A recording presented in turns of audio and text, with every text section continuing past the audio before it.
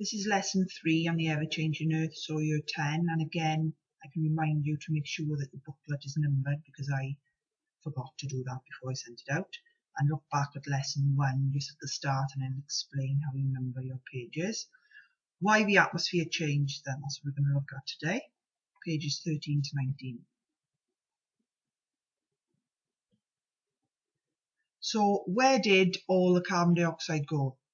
Now in your book you have got a diagram like that.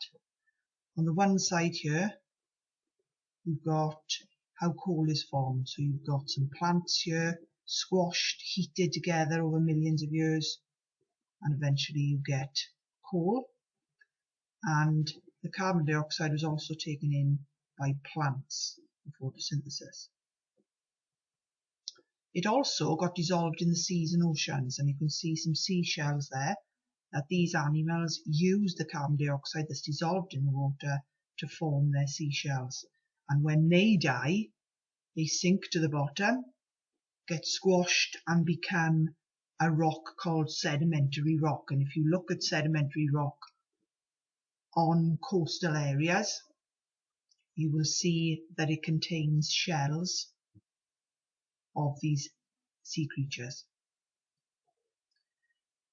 You've then got this in your book, and I would like you to fill in the blanks using the previous few slides, but I've also been extremely kind and given you the blanks there. So you can use those blanks for the previous page. Then in your own words, I want you to explain using the diagram clearly how the level of carbon dioxide decreased. So we've got a tree there, we've got coal underneath it, we've got seawater, we've got shellfish at the bottom, and then limestone underneath that, and then we've got carbon dioxide gas in the air. So explain to me how the level of carbon dioxide decreased, please, using the previous slides and that diagram. Then what I want you to do is to watch the video on limestone and acid number 1, which should be in the Moodle lesson as well. And we're looking at testing carbon dioxide. Now the left-hand side diagram here, you should be able to work out what's happening. There's lime water in that tube. There's a straw, and when you blow into the straw, you should be able to work out what happens to this lime water here. There's also lime water here, and we've got limestone and acid, and you're going to watch a video on that. So what happens to the lime water in each reaction? Remember, there's lime water in this tube here, and explain why. Limestone is made up of the shells of sea creatures. Its chemical name is calcium carbonate. Write a word equation for its reaction with hydrochloric acid. Now this will be easier for triple, I agree. I appreciate that they've done work on calcium carbonate.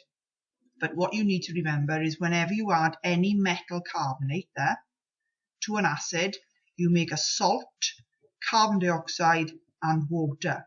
So I've given you the names of all the reactants, which means what you start with, and I've given you all the names of the products, which are what you make during the reaction, and you've just got to put them in the correct order.